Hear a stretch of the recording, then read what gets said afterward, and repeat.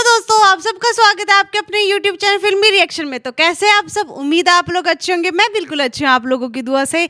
तो दोस्तों, आज जिस वीडियो का मैं रिएक्शन लेके आई हूँ वो है पवन सिंह का नया सॉन्ग आया है और गाने का नाम है चप्पा धान हो। तो जो चप्पा धान हो पवन सिंह का नया गाना है जिसका मैं रिएक्शन लेके आई हूँ आप लोगों के लिए। तो जल्दी जल्दी ये गाना सुनते हैं, एंजॉय करते हैं, इसके बाद इसके बारे में बात करते हैं। लेकिन उससे पहले मैं आपको बता दूं, पवन सिंह के साथ हैं इनमें शिवानी सिंह। तो जी दोनों की जोड़ी तो वैसे ही बहुत अच्छी है, दोनों गाते ही बहुत अच्छे हैं। तो जल्दी जल्दी हम सुन लेते हैं लिरिक्स कैसी होगी, गाना कैसा होगा। तो वीडियो देख लेते हैं, इसके बाद इसके बारे में बात करेंगे। उससे पहले चैनल को सब्सक्राइब करो, वीडियो को लाइक जरूर कर ले।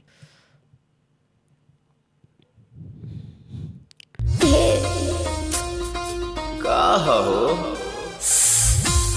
बतिया बुझ का बुझी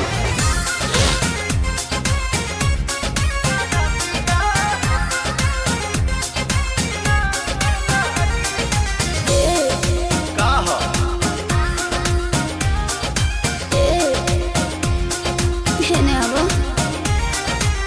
बैठलो सादावा से आजाना रूम में जानी जानहानी संगे काट मन सुन में आओ ना। बैठलो सादावा से आजाना रूम में रोमांटिक सॉन्ग है, संगे काट मन सुन डांस अच्छा कर रही है लड़की। हो चला कमर के भीतरे हमहू बानी हिटरे मजा तो के मिली जैसे आगी। तो चप धन हो सरतिया ना लागी मजा मिली तो हरतिया ना लागी चप धन हो सरतिया ना लागी।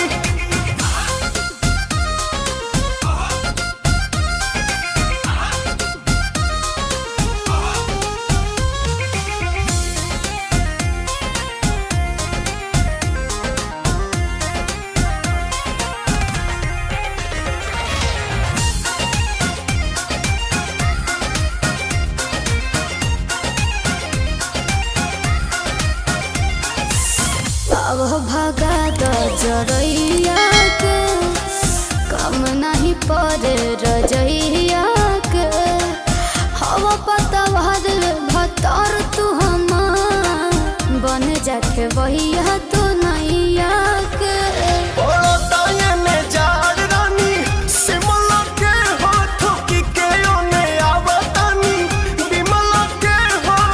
सजल बेअंजन करे द मनोरंजन मनवा भइल बा हमरो बागी बागी। तो चप धन हो सरतिया ना लागी मजा मिली तो हरतिया ना लागी चप धन हो सरतिया ना लागी।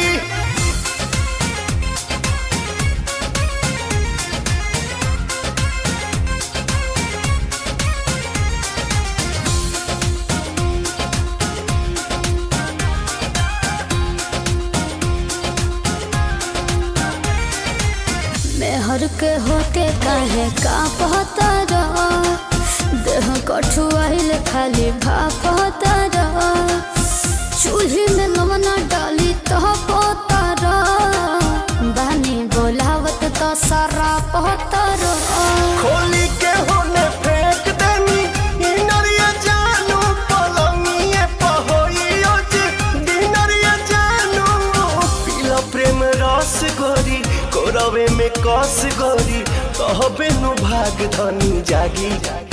तो चप धन हो सरतिया ना लागी मजा मिली तो हरतिया ना लागी चप धन हो सरतिया ना लागी। शरत के दवाई तो मर्दे न होला। तो जी काफ़ी रोमांटिक सॉन्ग था, एडल्ट सॉन्ग था। मुझे तो थोड़ा मतलब वैसे लिरिक्स वगैरह ठीक है, अच्छी हैं, म्यूज़िक बहुत अच्छा था, एक्सप्रेशन लड़की के बहुत अच्छे थे, सब कुछ बहुत बढ़िया था। जो लिरिक्स है वो थोड़ा मेरे को ऐसा लग रहा था जैसे एडल्ट सा है ना, मतलब रोमांटिक था, कुल मिला के काफ़ी रोमांटिक सॉन्ग था, तो मुझे ठीक लगा, सॉन्ग अच्छा था। आप लोग कैसा लगा प्लीज़ कमेंट करके मुझे जरूर बताएं, और अगर आप लोग चाहते हो मैं ऐसे गानों का रिएक्शन लेके आऊँ या ना लेके आऊँ तो वो भी मुझे कमेंट करके जरूर बताएं।